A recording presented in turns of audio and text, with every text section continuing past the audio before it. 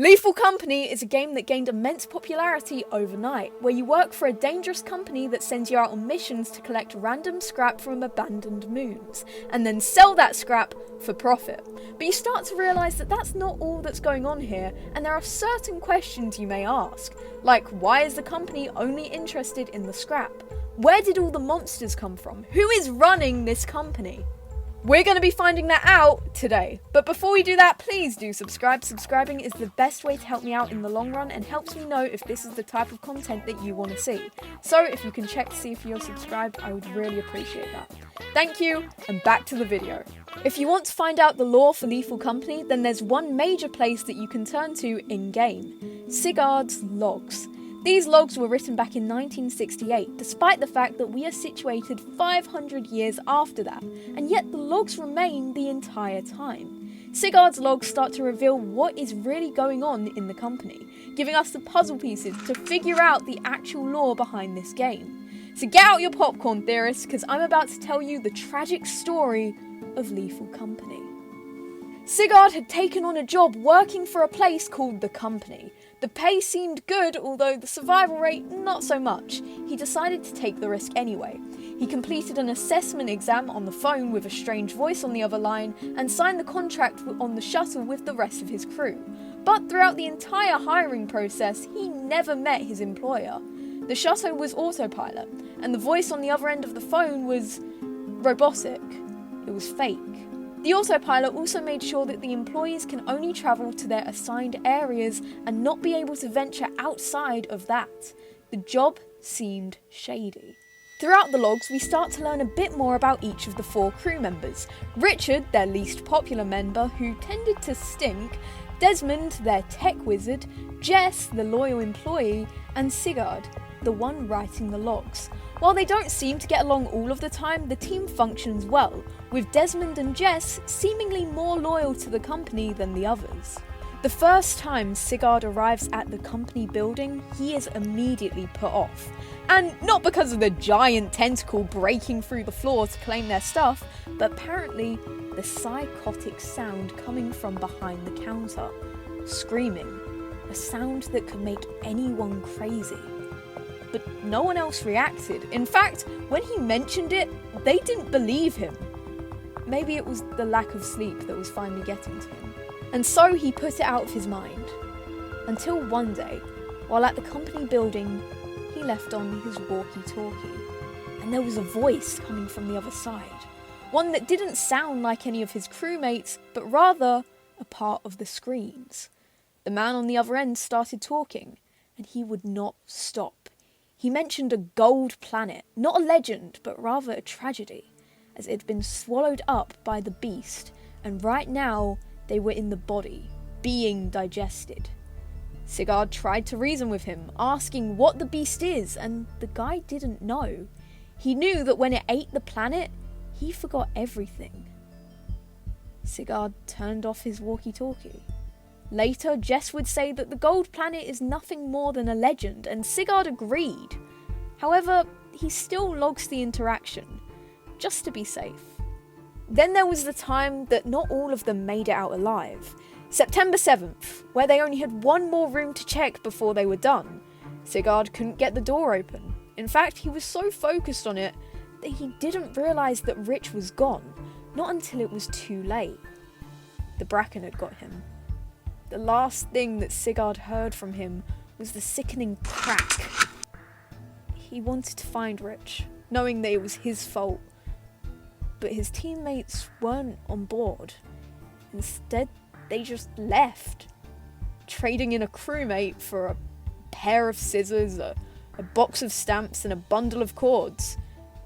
Despite them hating Rich, they never wanted this. Sigurd had to contact the company in order to report the incident. But he was met with the same robotic voice as before.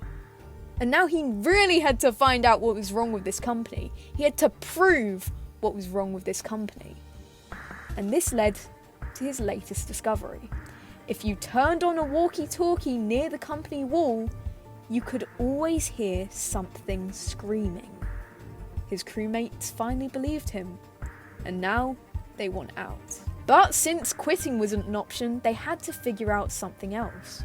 So Desmond, the tech wizard, traced back the call with the company and found some interesting information. The people calling them, telling them what to do, weren't even inside the company building.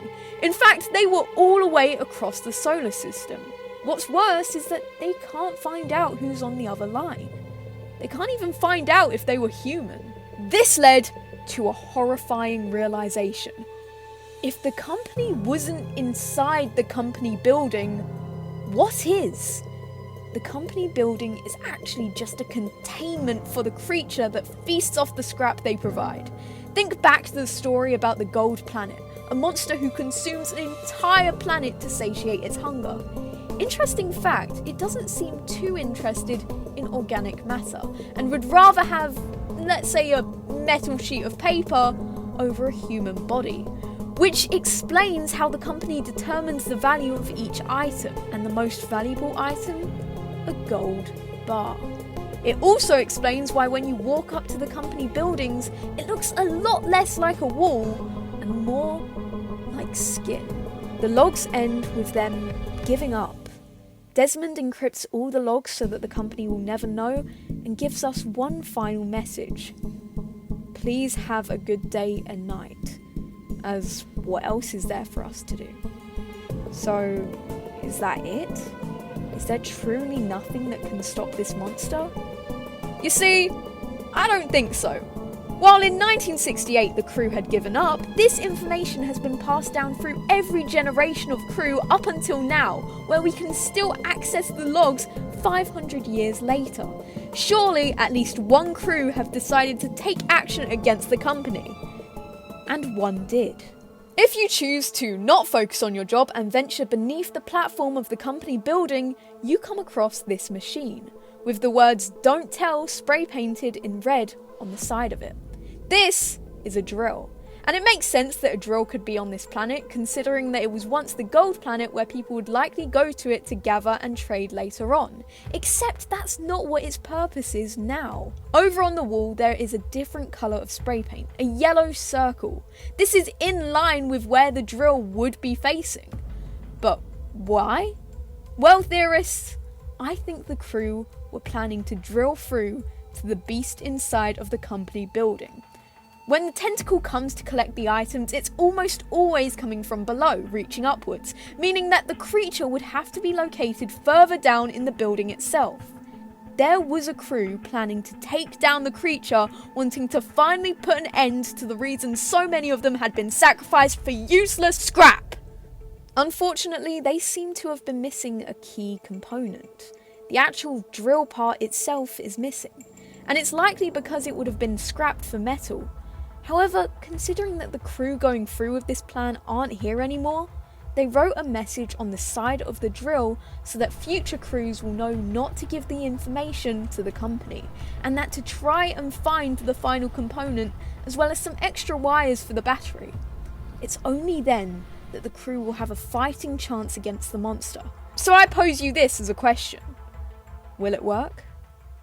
But that is a question for another day. Thank you guys so much for watching. If you like this video, please do subscribe. And if this is your first video you've seen by me, please feel free to check out my other content. Shout out to my members. These videos will not be possible without you. If you guys have some more theories, or if you just want me to cover this again, comment below and I'll read them as soon as I can. And I'll see you guys in the next video. Bye!